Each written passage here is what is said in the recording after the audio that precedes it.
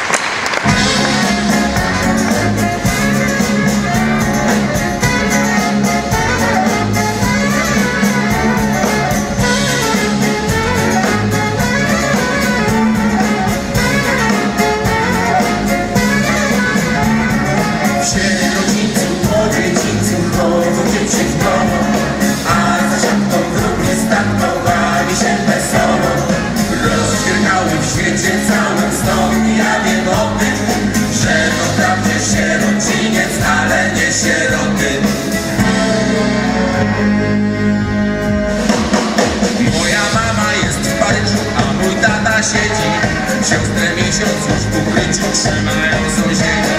Z łóżka mnie nad ranem wzięli, kiedy tatę brali, mówiąc teraz my będziemy cię wychowywali.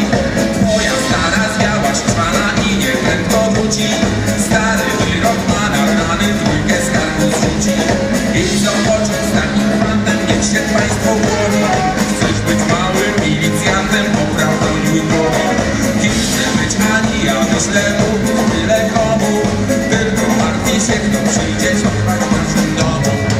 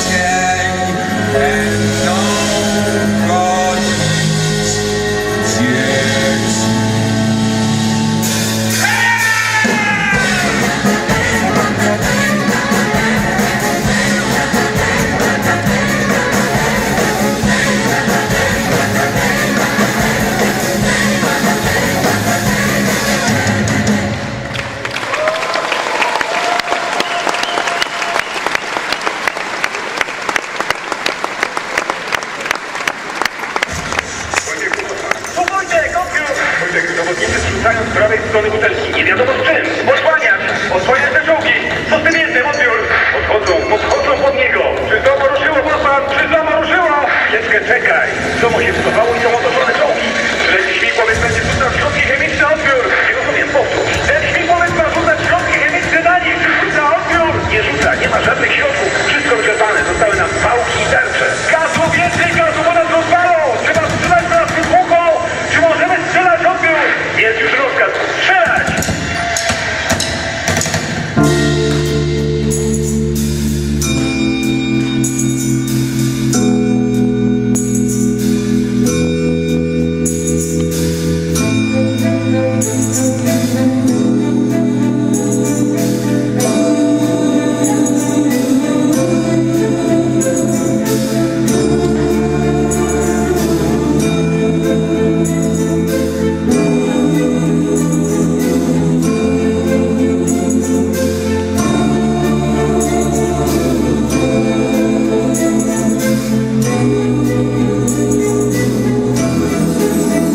Przyszli nocą w uśpionych